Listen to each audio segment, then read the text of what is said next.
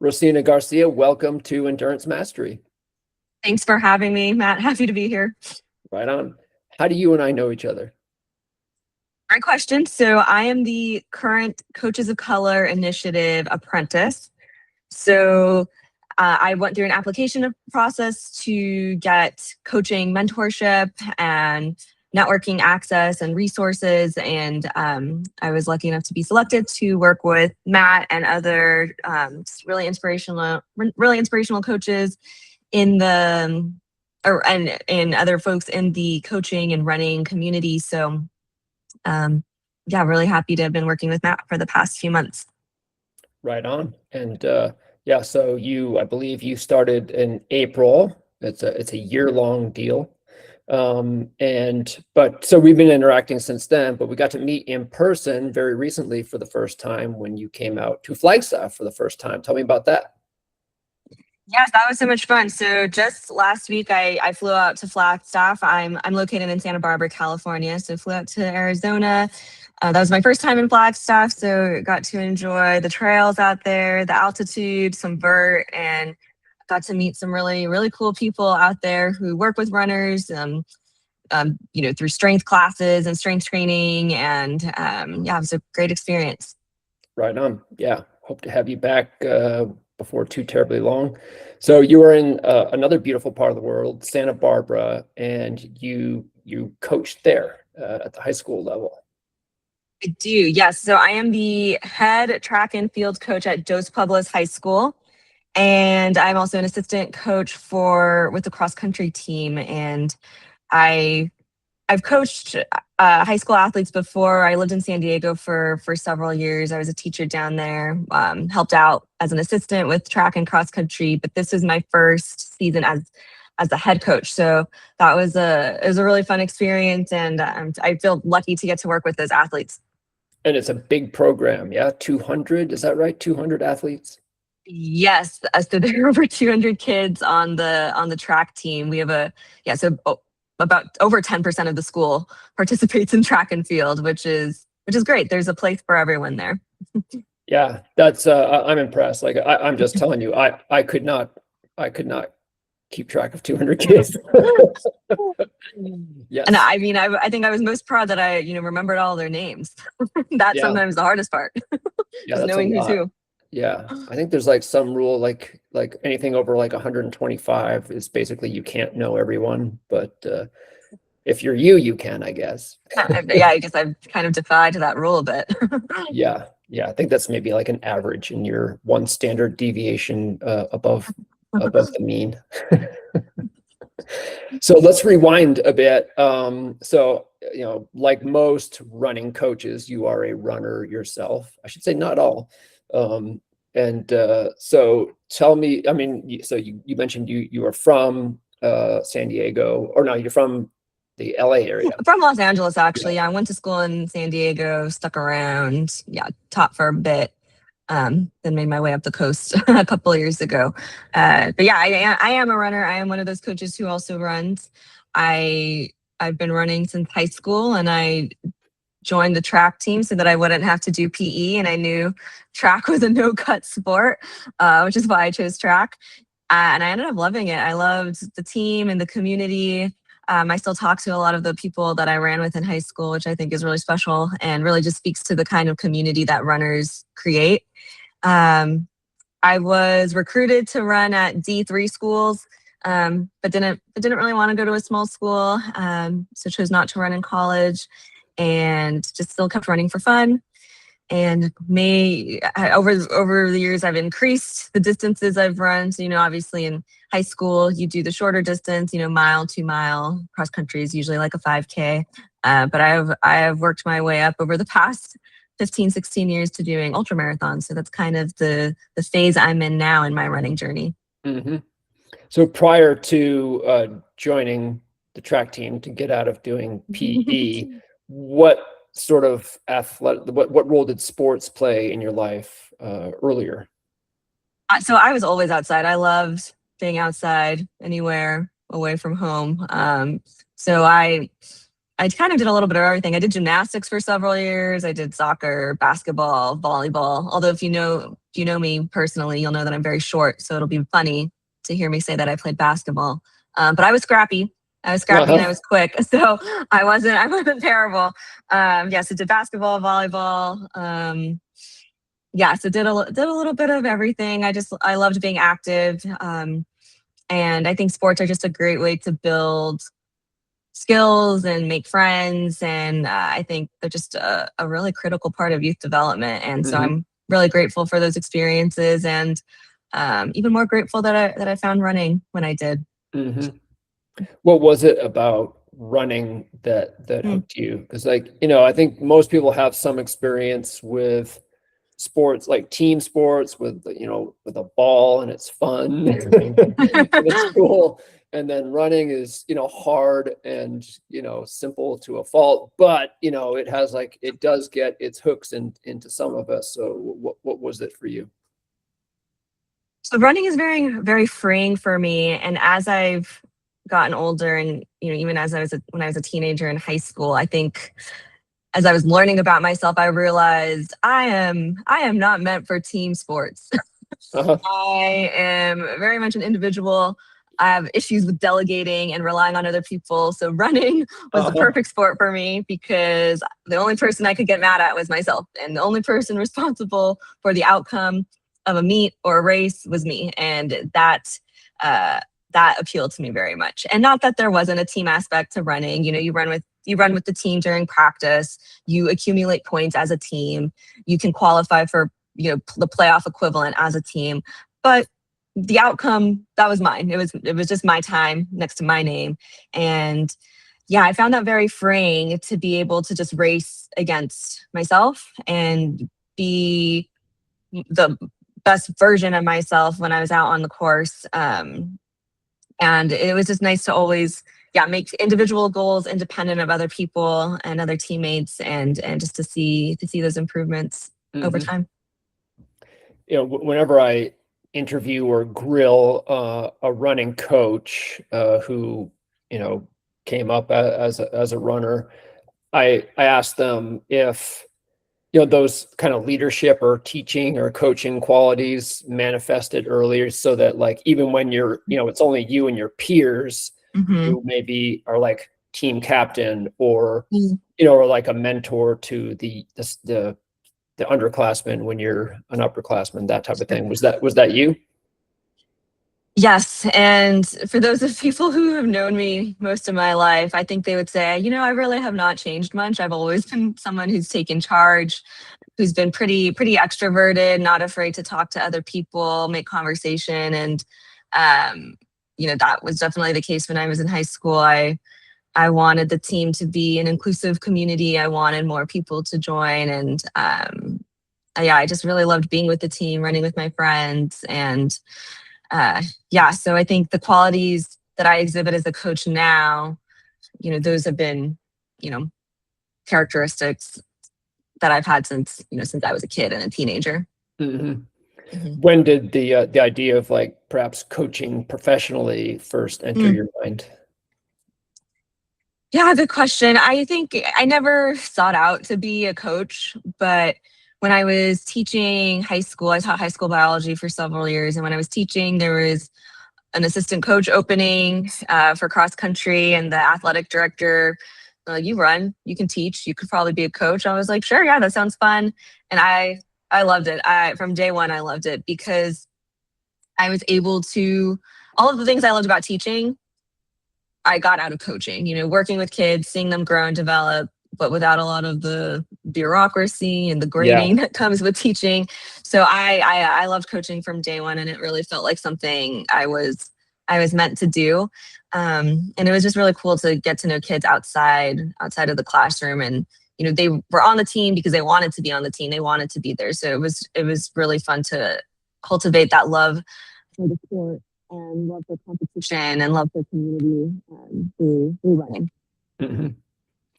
So, coaching that age group, that's something that I don't do. It's very different. I coach almost exclusively adult athletes. And whenever I do find myself trying to help out an athlete who's, high school age, I'm really conscious of just, I mean, they're not different. They're still human beings and they're still runners. So there's a lot of commonalities, but it is different. From your perspective, like what does it take to be an effective and a successful, and by effective, I mean, yeah, sure, your athletes improve, but like really, if you ask them, thumbs up, thumbs down on Coach Garcia, like, like what does it take to get a thumbs up from those kids? Yeah, good question. I think kids are really good at spotting BS, and they'll know if you're not being authentic. They can tell if you don't actually care. So it's really just showing that you care, being curious, being yourself. And I think it does help that I've been in their shoes. I've experienced a lot of the same things they go through, and it just helps to make those connections. But yeah, being curious, being myself, also being funny. I think I'm funny. I think they think I'm funny, so Yes. that definitely helps. Yeah, and I think that actually applies to all ages. Yeah, just it's a sport. It should be fun, and also, I think Steve Kerr, the basketball coach, said coaching is like 10% technical and 90% creating an environment. And I think we could quibble about the percentages, but would you agree that's more or less what you're talking about? I concur with Steve Kerr, and he clearly knows what he's talking about. Yeah. I know we talked about this when you were here in Flagstaff, that a lot of times when, before there's like this disparity between, what athletes are looking for in a coach. They have a sense of what a good coach is or does. And then there's the reality, which is very often like, it's like, it's not the same bullet points. Right. And you are often asked by the high school kids you work with, did you run in college? What are your times? As if that matters. But like, you are a pretty good runner, right? Yeah, I'm not too shabby. And yeah, you're right. When I meet new athletes for the first time, and even their parents, one of the first questions they ask is, did you run in college? How fast were you or are you? They want to know that if maybe if you can run fast, then you can also make me run fast or my kid run fast. So I get where they're coming from. They want to see that there's some qualification to me coaching them. Yeah, I probably would not be able to help myself when I got that question. And I would list like 3 legendary coaches who never played the sport they coached. And there's plenty of examples. And then I would list 3 legendary athletes who tried to coach and sucked at it. And say, like, I'm not cherry picking here. Like, there's also a body of scientific literature showing that the most effective coaches, it's not the question you just asked. You're asking the wrong question. So let me tell you what matters, caring, commitment, things like that. The ability, people skills, communication, the ability to create like a healthy environment that's inclusive and where people feel seen and challenged and all that stuff. But that's really not the answer people want. You just have to kind of show them, don't you? Right, exactly. And because I do know I'm a good coach, I have been able to show that fairly quickly, which is good. And because I'm also fairly decent runner, I build that kind of credibility as well. I'm not running world record setting times. I didn't run in college, but I am just as fast as many of the girls on the team. I would make varsity. Right. Yes. And you're twice their age. Yeah. Still young. Yeah.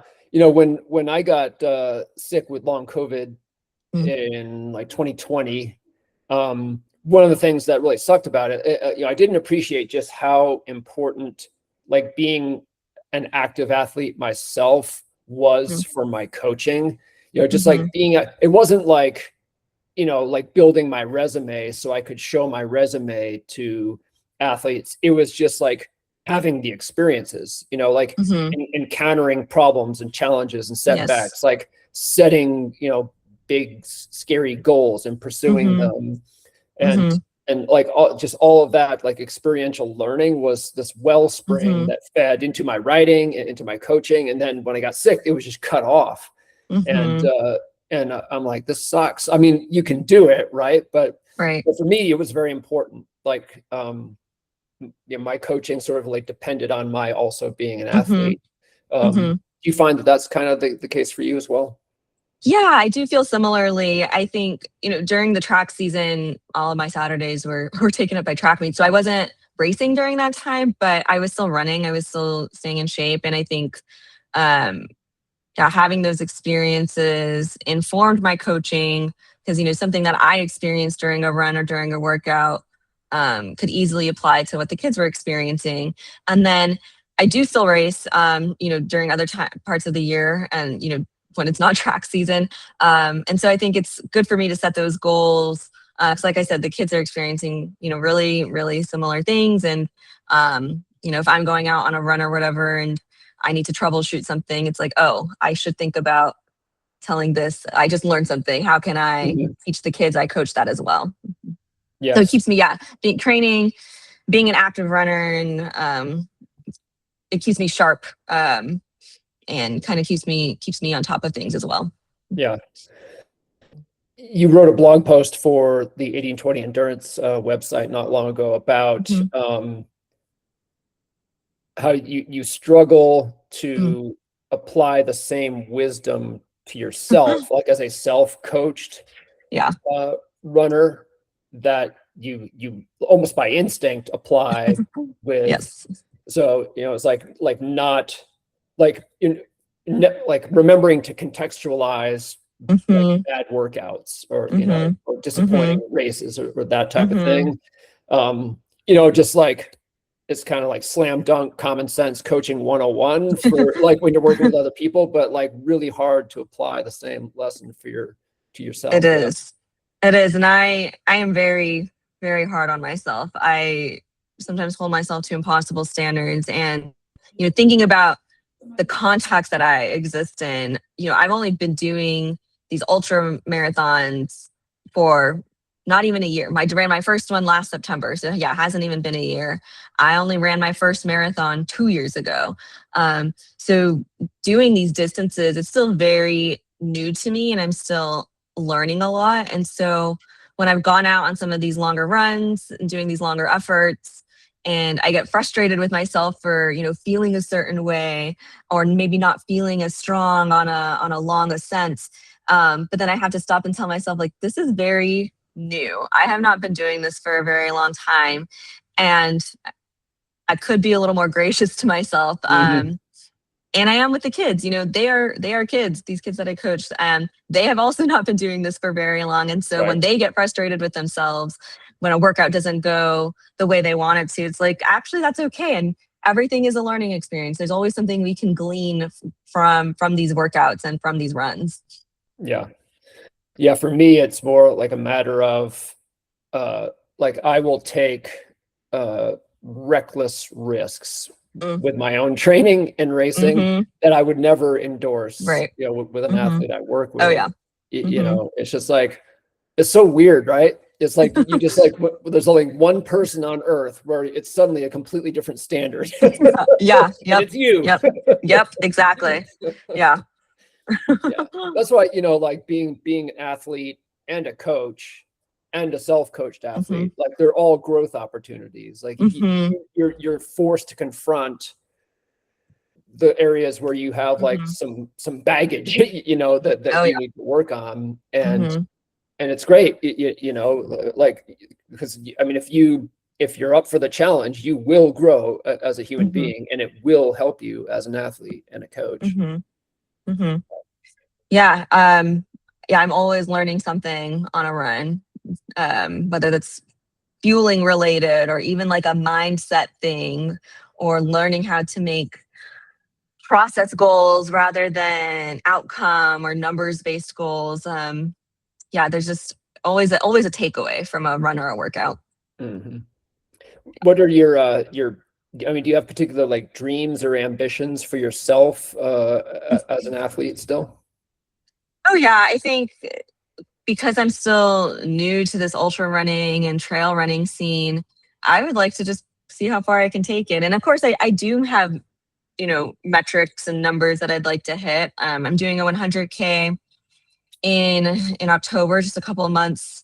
It'll be the longest distance I've ever raced before. And this particular race, it's a qualifier for the UTMB races. So, those are like the pinnacle of ultra running and trail running. And so I do think I have a good chance at qualifying for the 100K distance in Europe next year. So that's my goal, So I do have like a place goal I would like to hit. So there's that outcome goal. But yeah, I would just like to see how fast can I go? How far can I run? So still testing that out, and also just trying to figure out what distances do I even like running. I've done a 50K, I've done a 50 miler. I will be doing a 100K. And then do I want to keep going? Do I want to run 100 miles? Do I want to do a 200-mile race? Or do I want to kind of settle in with the 50 miler or 100K? So yeah, still figuring out which distances I like to. Yeah. Yeah, it's an exciting time. I mean, you're in your early 30s, right? Yep. So, yeah. So I remember being at that age, that point in my career, and it feels like, you're in your prime, but there's like quite a bit ahead of you, and you can just be ambitious, but also like open and curious and explorative all at the same time. I'm excited for you. Thanks. Yeah, I'm just saying yes to opportunities. Right on. I wanted to talk a little bit more about the Coaches of Color initiative. So that was the brainchild of myself and Bertrand Newson, was one of our directors. And this is, we developed it in 2020, and that was like the year of George Floyd and Ahmaud Arbery, and there was like this explosion of DEI initiatives, like a lot of like bandwagon type of stuff. And I remember being very conscious at the time, like we look like we're bandwagoning right here. And I would tell people, like, I don't know what other people are going to be doing in 10 years, but we're still going to be doing this in 10 years. And it's just amazing how quickly a lot of those other initiatives just like, and like, if you poked a lot of those other initiatives, there was nothing behind. It was like, it was a press release. And right. They were just empty words that kind of fizzled out. Yeah. And, we know some of the reasons for that, but, for me, I mean, you took the trouble to apply. And you are a person of color. So from your perspective, why are initiatives like this, particularly in the endurance space, like still important and valuable? Yeah, they are super, super important and valuable. And I'm very grateful for this experience. And we need these kinds of initiatives and programs because we're out there. People who look like me, we're out there, but there are a lot of barriers that we have to overcome to get to a starting line or to get to a position where we have some clout or some power. Most of the start lines I've towed, there aren't a lot of people who look like me, and that, always makes me wonder why and how did I get here? How did I get so lucky to be here? And how can I make sure other people get here too, to know, so that they know that this sport is for them. These trails are for them. The outdoors are for them. And so, yeah, we need programs like the Coaches of Color initiative to provide that representation to athletes, so that they can have people that they can connect with and learn from that look like them and have similar experiences and values. Yes, well said. And from my side of the table, I started running in the mid 1980s, or like the tail end of the first big running boom. And the sport was very monochromatic at that time, which was completely invisible to me because like I was that color as well. And then, but I stayed in the sport and I saw it grow, and it was becoming more and more diverse, more and more representative of humanity as a whole. And to me, it was just obviously a good thing. From two sides. Like, one is like, as an ambassador for running, like, I want to bring running to all people, but then also it's almost like, like a diverse party is just a more exciting party than like a very homogenous party. So I think, like, even if like, like I've never felt unsafe anywhere I've ever run in my entire life. And so it's like this kind of like this, kind of invisible cloak of privilege that you're wearing. You don't even realize you have it. And so this is why, like, I don't think it's incumbent just on persons of color to say, hey, we're out here. There should be a space for us. I think, white folks also have kind of responsibility, and should also just like want to from the inside. Yeah, just like it just gets better. And I would say it is white people's responsibility to make these spaces more accessible, because it's it's white people who carry most of the power, and so it kind of is your responsibility to make these spaces more accessible. So thank you. Yeah, so I mean, we're not going anywhere. Not too worried about what other folks are doing. So we've mentioned that you coach professionally at the high school level. You also have designs on doing more and more of what I do, which is like, mostly remote coaching of adult. It could be, all ages, but like adult runners. If there's an adult runner listening to this conversation who thinks, wow, Rosina seems cool. she seems like a good coach, and I don't care that she didn't run in college. Could you like, give those listeners, viewers, a flavor of like your coaching style and what the experience would be like for them?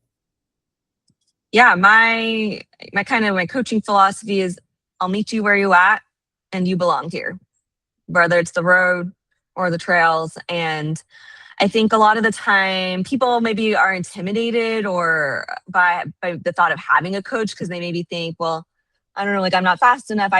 Why would I need a coach? But as I kind of said earlier, running is such an individual sport, and coaches are a way to help you meet your maximum potential.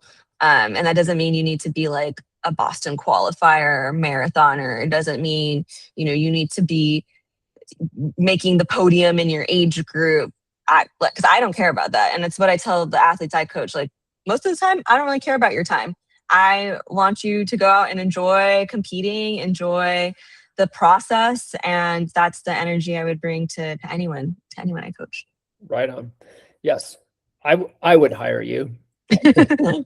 One of the things we talked about when you were out here, that's like a kind of a big mission of mine is, and you just touched on it there, this self-disqualification phenomenon, where it's deeply ironic, because people will say literally what you just said, like, I'm too slow to deserve a coach. It's like, having a coach is how you get faster. Right. You know what I mean? So like, for me, and I get it why people do think this way, but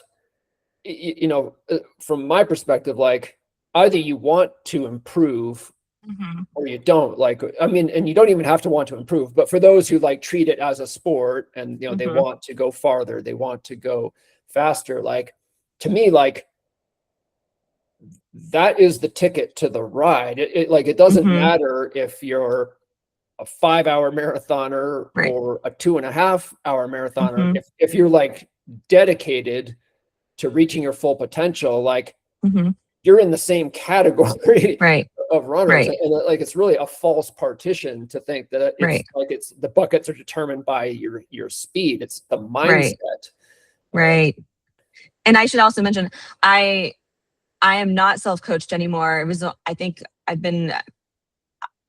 working with a coach. Her name is Steph Flippin. She's great. And she coaches me remotely. And that's been maybe less than a year. I think I only started working with her like a couple of weeks before I did that 50K in the last fall. But yeah, like you just said, it's a mindset thing. Like when I started working with her, I didn't know what my potential was, but I really liked the idea of just being able to talk to someone and bounce ideas off of, and maybe to get some affirmation and encouragement, from a professional coach. And I think there's really value in having that human connection. Because I've had friends who have, gotten training plans off of, from AI, which I don't love.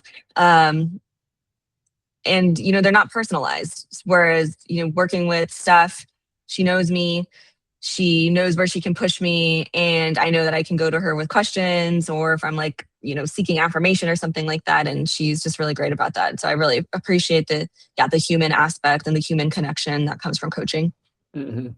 Yeah. Well, that gets back to like, the Steve Kerr quote that like 10% of effective coaching is technical. That's why I've never watched Ted Lasso, but I love the whole concept of that show, right? Because it's really based in reality. Like most of what you need to coach effectively is outside the realm of actual technical knowledge. Right. Because I have the technical knowledge. I could coach myself, but I do think I am a better runner now than I was a year ago because I work with a coach. Yes. And she, and I didn't know my potential a year ago. I still don't really know my potential, but my coach Steph is helping me get there. Yeah. Yes. So could you coach biathlon? No. My wheelhouse is running. Although, being the head track and field coach, I oversee the throwers and the jumpers and the hurdlers. So I have learned a lot. I know what it takes to be a good thrower or hurdler, jumper, sprinter, of course, distance runner. But my wheelhouse is definitely in endurance running. Yep. Yeah.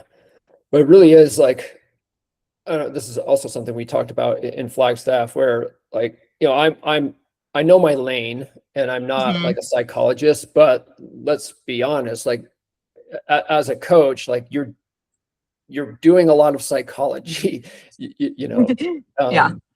And I think, that's exactly why you can be an effective coach, even if you aren't a high level performer in the sport yourself. But on the psychological side of working with athletes, like what are the main things that you focus on? Like, I also want to share what I focus on, but I want you to answer that question first. Yeah, I mean, it really does depend on the athlete. But I, in the days leading up to an important race, for example, I might tell them to really picture the race, do some like visualization work where they are picturing themselves in the race at different points during the race, so that they can anticipate that level of competition. They can anticipate how they might feel. If they're doing the 1600 4-lap race, they know lap 3 is really going to suck. But they're anticipating that. They know that. They're ready for it. They've trained for that. And so visualizing that will help them be more prepared when they're actually in it on the day of the race. I also sometimes like to give them like a word or two to focus on for each lap, whether that's like smooth or controlled, things like that, to help them give them these cues as they're running, just so they don't go off the rails and, start doing something crazy in the middle of a race. So sometimes those cues will help. I also, for myself, I think having a mantra, something personal that will help you stay focused and will help prevent your mind from wandering, and also just help you trust yourself and know that this is what you prepared for, this is what you trained for, and you can do it. So those are just a few things that I tell myself and the athletes I coach. Yeah. I mean, it seems like there is a psychological dimension to any challenge that an athlete might be confronting. Like it could be a training thing, an injury thing, a nutritional thing, but all of those types of challenges have a psychological dimension. and that needs to be addressed as part of addressing the problem. Right. And I think for myself too, I think one of the biggest things that us collectively as endurance athletes kind of face is like, our bodies go into fight or flight when we're doing something difficult, and our brains think we're going to die. And so that's why we freak out. And that's why we slow down or something. But it's learning how, the solution is learning how to tolerate discomfort. And that's the biggest thing that one of the biggest things I try to teach my athletes too is you're going to be uncomfortable, but you're only going to be uncomfortable for, 5, 6, 7 minutes. It'll go, and you can do it. We can be in discomfort for that long. We're not going to die. Even though our brains might think so, your body can push past it. So yeah, it's tolerating that discomfort. And it's something I still work on too. When I did my 50-mile race earlier this year, I bonked. I had some nutritional issues early on, and it was like mile 13, 14, 15, something like that. So very early on in the race. And I remember thinking, how am I going to run for 35 more miles? And, my brain was like, yeah, you can't, you got to stop, call it now. But my body knew I could. This was a solvable problem, and just got to get through a little bit of discomfort and it would be okay. And it was. Impressive. Yeah. The way I kind of look at it is that every athlete, or very close to every athlete, self-limits in some way. That has to do with just their psychological makeup, and it's going to come out. Like those self-limiting tendencies are going to cut, because like it's just the crucible of training and competition is, your issues will bubble up. Like for me, a big one is impatience. Like I am just it's weird because I chose to be an endurance athlete and to write books, which are two things like you have to be patient for to do them well. But like, yeah, so like I've gotten myself into trouble like so many times, like, but I became self-aware of that. And like, there's no such thing as a personality transplant, but like with self-knowledge comes the power to break out of those patterns. You still feel impatient, but you don't necessarily automatically do the impatient thing that. Right. You don't fight it. Yeah. Yeah. But, so like, for me, again, mostly coaching adult athletes, like I want to go there with every athlete I work with, and it ends up kind of like becoming therapy a little bit. This is why I have to be conscious of my lane and go about it in the right way. But when athletes are willing to go there and like, have like self work be part of their athletic journey, it's so rewarding. It really is. Yeah. And, with kids too, kids can be, they don't know their own potential, and there's a lot that they don't know because they don't have enough experience yet. So it can be interesting. Yeah. Trying to work on some of those things with kids. Yeah. Could be putting you on the spot with this question, so you can deflect, do the politician thing and answer the question you wish I had asked instead. But where would you like to be professionally 5 years from now? That's a fair question. To be honest, I don't totally know. I would love to still coach. That is a given. I think I mentioned earlier, it feels like I was meant to do this. So no matter what, I would still very much like to be coaching. I think I'm still figuring things out. My background is in science. I studied geology in college. And so there's definitely a passion for science and being outdoors and all of that. So I would love to find a way to kind of combine all of these things. And maybe I need to Frankenstein a job together. Maybe that's the solution. But I really do love my life now. I get to coach. I get to be outdoors a lot. I get to, meet great people like you and the other Coaches of Color Initiative apprentices and mentors. So yeah, I get to run. So I hope my life is pretty similar, actually. Right on. Yeah. Just like more of the same, moving. Yeah. Exactly. Moving in the trajectory you're already on. Yep. So yeah, I'd like to invite, and this is also perhaps putting you on the spot, but like I would like to invite people watching this in the future, if they're interested in reaching out to you and perhaps working with you to give you that opportunity. You can email me with your requests, Matt at 8020endurance.com. That's 8020endurance.com. I'll let you decide if we also share your direct contact. Sure. I mean, honestly, the best way is to contact me via Instagram. So Rosina _Garcia, ROSINA_Garcia. Best way to reach out to me, and also a chance for you to see what I'm all about. You can look at my recent posts, see if I'm someone you might like to work with. Right on. And you don't have to memorize those things. I will put in the text that accompanies this video. But yes, that's it for the gotcha questions. They were. Thank you so much, Rosina, for giving us a little bit of your time today. Thanks, Matt. This is fun. Bye now.